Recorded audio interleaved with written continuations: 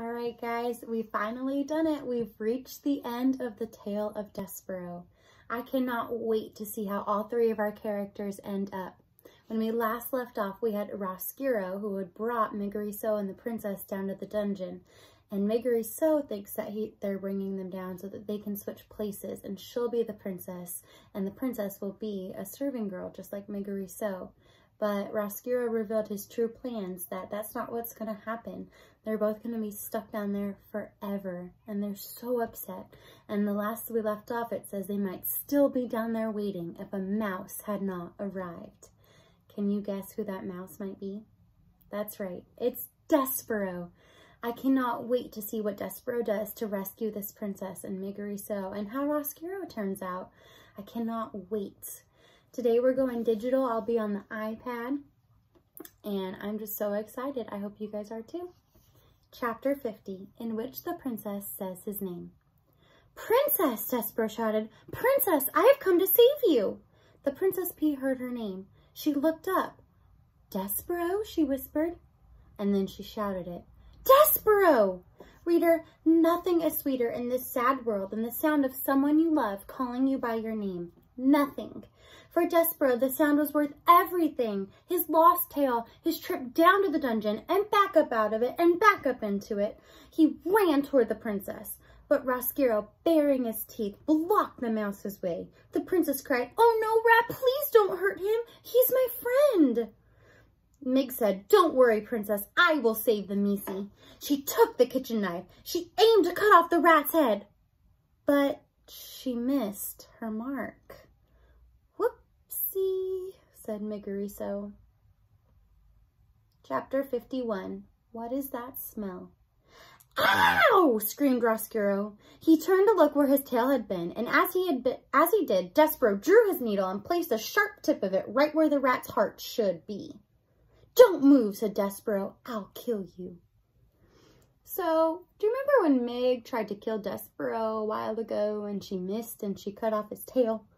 Well, now she tried to kill Roscuro, and again she missed and cut off his tail. Oh, Megariso. "Ha ha ha," Botticelli laughed from the sidelines. "Exactly." He slapped his tail on the floor in approval. "Absolutely delightful. A mouse is going to kill a rat. Oh, all of this is much better than I anticipated. I love it when mice come to the dungeon." Okay, so here is Despereaux with his needle sword, pointing it towards Roscuro's, what should be his heart, and Roscuro is looking at where his tail should be. "Let me see," said the other rats, pushing and shoving. "Stand back," Botticelli told them, still laughing. "Let the mouse do his work." Despereaux held the trembling needle against Roscuro's heart. The mouse knew that as a knight, it was his duty to protect the princess. But would killing the rat really make any darkness go away? Despereaux bowed his head ever so slightly, and as he did so, his whiskers brushed against the rat's nose.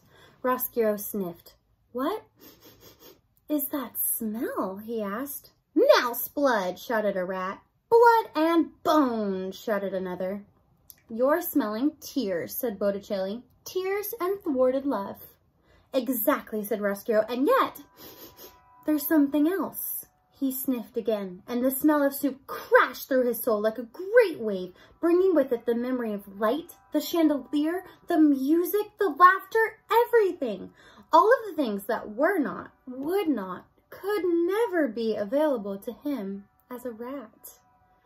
So he smelled the soup on Despereaux, and he remembered the last time he had soup, which was when he crashed the party, and he fell off the chandelier into the queen's soup, and then the princess said that he needs to go to the dungeon, and she hates rats, and that's kind of what broke his heart, remember? So he's kind of being brought back to that time. "Soup," mourned Roscuro, and he began to cry. "Boo!" shouted Botticelli. "Sss!" hissed the rats.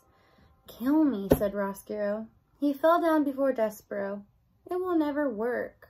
All I wanted was some light. That's why I brought the princess here, really, just for some beauty, for some light, for my own." "Please," shouted Botticelli, "do kill him. He is a miserable excuse for a rat." "No, Despereaux," said the princess, "don't kill him." Despereaux lowered his needle, and he turned and looked at the pea.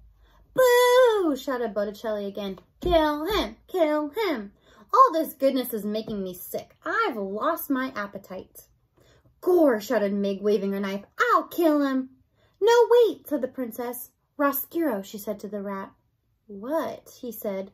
Tears were falling out of his eyes and creeping down his whiskers and dripping onto the dungeon floor. And then the princess took a deep breath and put a hand on her heart. I think, reader, that she was feeling the same thing that Despereaux had felt when he was faced with his father begging him for forgiveness. That is, P was aware suddenly of how fragile her heart was, how much darkness was inside of it, fighting always with the light. She did not like the rat. She would never like the rat, but she knew what she must do to save her own heart. And so, here are the words that the princess spoke to her enemy. She said, Roscuro, would you like some soup? The rat sniffed. Don't torment me, he said. I promise you, said the princess, that if you lead us out of here, I will get cook to make you some soup, and you can eat it in the banquet hall. Speaking of eating, shouted one of the rats, give us the mousie. Yeah, shouted another, hand over the mouse. Who would want him now, said Botticelli. The flavor of him will be ruined. I, for one, am leaving. All that forgiveness and goodness, blech. Soup? In the banquet hall? Roscuro asked the princess. Yes, said the pea. Really? Truly, I promise. Gore, shouted Meg, soup is illegal. But soup is good, said Despereaux. Yes, said the pea, isn't it? The princess bent down before the mouse. You are my knight, she said to him, with a shining needle. And I am so glad you found me. Let's go upstairs. Let's eat some soup. And reader, they did. Chapter 52, Happily Ever After. But the question you want answered, I know, is did they live happily ever after? Yes. And no. What about Roscuro? Did he live happily ever after? Well, the princess gave him free access to the upstairs of the castle. He was allowed to go back and forth from the darkness of the dungeon to the light of the upstairs. But alas, he never really belonged to either place. The sad fate, I'm afraid, of those whose hearts break and then mend in crooked ways. But the rat, in seeking forgiveness, did manage to shed some light and small happiness to another life. How? Roscuro, reader, told the princess about a prisoner who had once owned a red tablecloth. And the princess saw to it that that prisoner was released.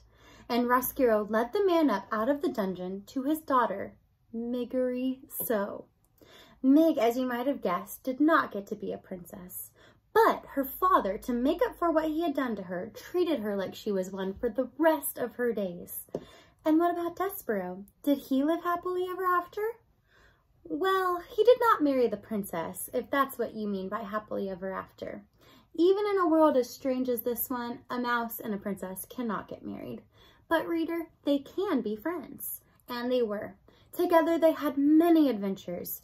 Those adventures, however, are another story. And this story, I'm afraid, must now draw to a close. But before you leave, reader, imagine this. Imagine an adoring king and a glowing princess, a serving girl with a crown on her head, and a rat with a spoon on his, all gathered around a table in a banquet hall. In the middle of the table, there is a great kettle of soup. Sitting in the place of honor, right next to the princess, is a very small mouse with big ears.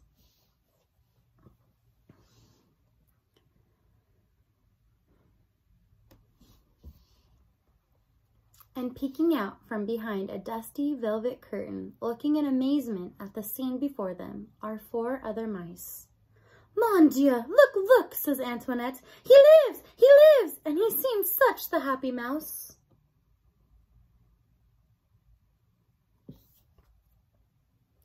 Forgiven, whispers Lesper. Cripes, said Furlough. Unbelievable. Just so, says the Threadmaster Hovis, smiling. Just so. And reader, it is just so, isn't it? The end.